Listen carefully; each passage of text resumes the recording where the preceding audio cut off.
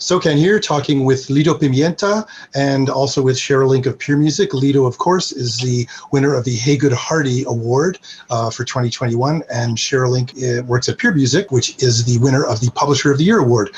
So I want to get your reactions. Congratulations to both of you first, and I want to get a reaction from Lido first and then from Cheryl. Please let us know how you feel about the award.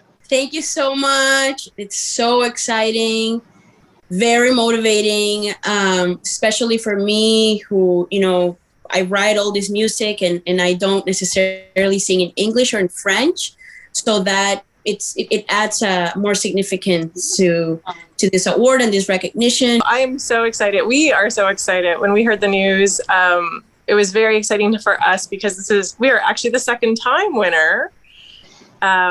And it just really speaks to what our roster is doing, because that's why we're great publishers, is because of our roster and what they're doing, and they make us look amazing. And thank you, SOCAN, yes, for getting the money to our writers and making sure that they are getting money in their pockets. Since we have you here together, it would be interesting, I think, for SOCAN members to understand how a songwriter and a music publisher work together. I'm just wondering, for the two of you, what does that look like on a daily basis, or what did that look like throughout 2020 for you to be working together? Well, with Lido, it's quite different than every songwriter we work with is actually quite different, and their needs are different.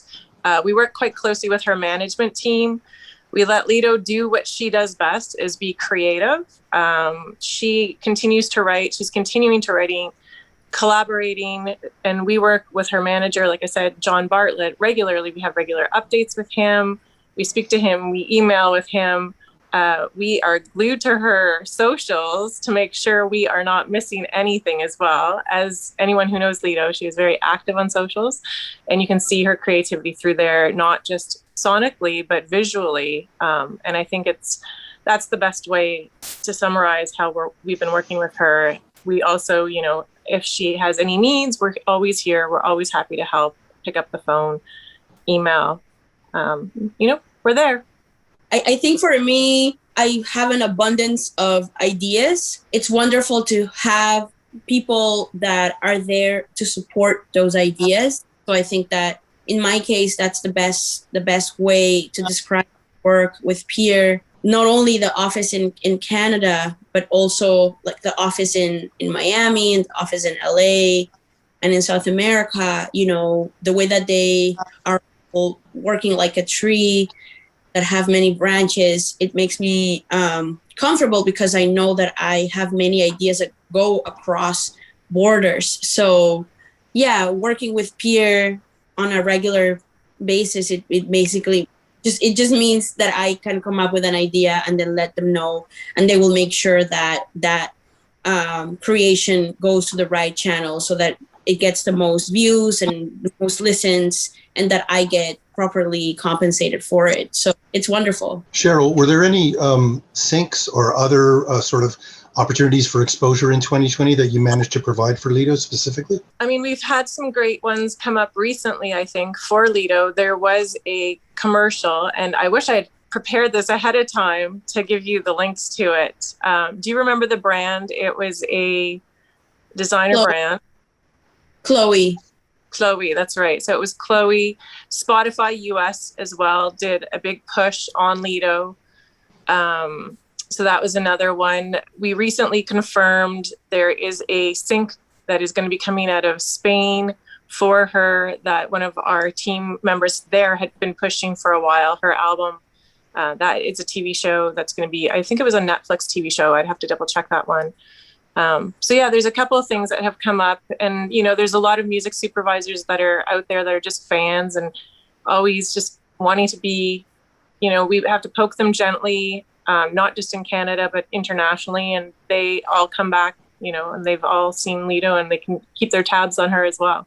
We just did a promo campaign for Deezer. Yeah, they asked me to do a cover of an 80s song, and I cover the Orinoco Flow by Enya. It is not out yet, but it will be out very soon. I did a marimba version of the song I'm very excited about. I'm going to do the Pride campaign for Spotify as well.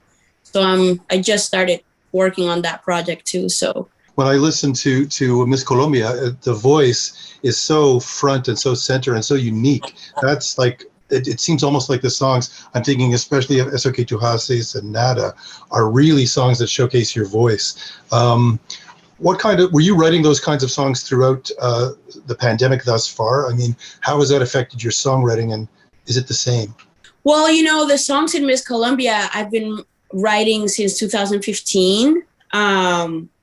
But I am constantly in creation all the time, and songs come to me, when I'm with my family or when I'm watching the news. And I think in the pandemic, I have 15 new songs that I haven't been able to record because I have all these other stuff that I have to do. But I've written these 15 songs since the pandemic started, and it's all from the point of view of seeing the world through the eyes of children, and that sense of wonder and that sense of hope, So I'm very excited to work on those songs, because I feel like with how the world is right now and with all that dark and somber energy, that people like me, and especially when we have such a voice, or I am very aware of the voice that I possess,